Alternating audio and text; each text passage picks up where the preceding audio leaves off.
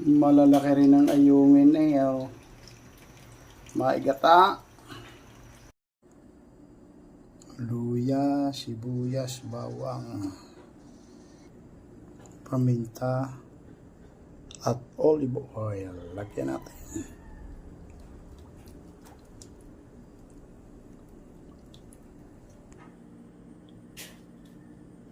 Salt and seasoning.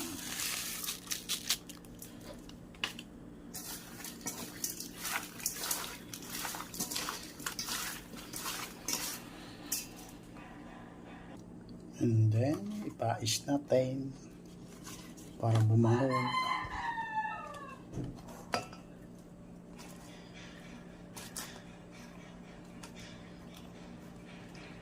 Lima piraso.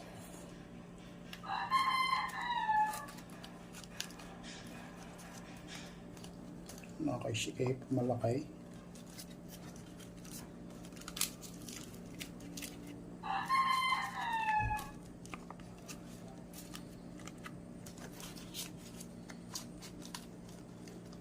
Isa. Ang ating ayungin. Lalagyan natin ng balandra.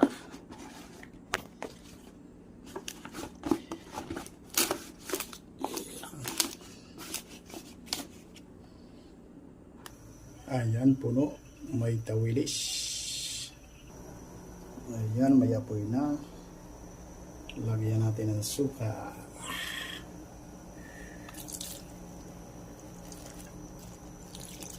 Oh, tama. Baka umasim na. Tapos ilagay na natin ang takip. Oh. 30 to 40 minutes. Ilagay natin, kain pati tinik niya.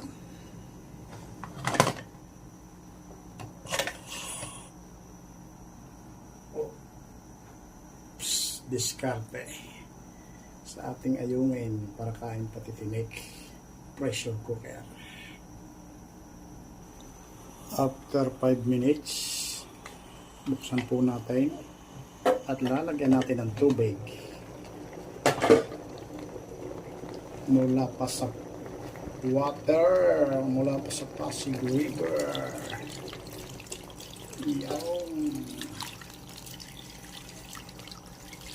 Yan ay ayos na yung tubig na yun. Tapis na yan pagkatapos. Yan. Bibilang tayo ngayon ng 30 minutos. Mga kahusay, mga kabataan. Lalagyan po natin ng gata ang ating ayungin at saka tawilis. Dalawang gata. Yung isa, dalawa, at mga 10 minutes na kulo ay okay na ito. Malambot ng tinik at masarap. Tara.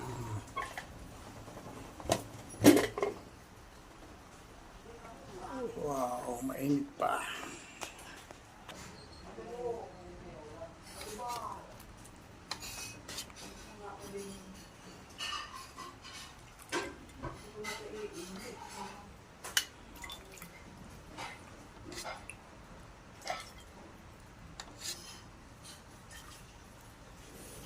Ang bango.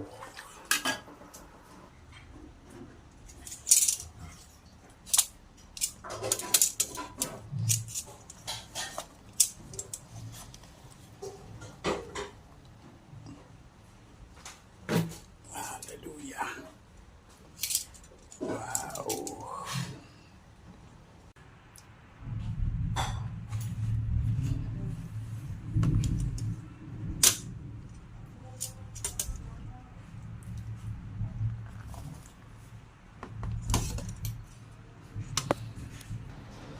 At yan ang pamihadong kain pati tinik, sigurado 100%. Tingnan nyo sa lambot niya.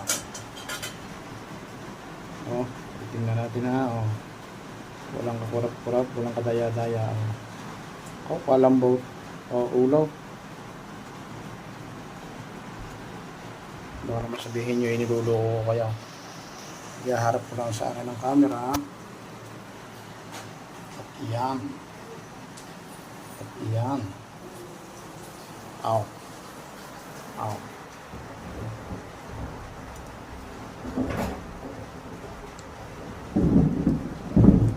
Ah, ang lambaw. Pero walang natira. Usay, ang mga luto ni Batang Kurat. Bisyaw! Kain po tayo ng tanghalian. Let's go! Eating lunch!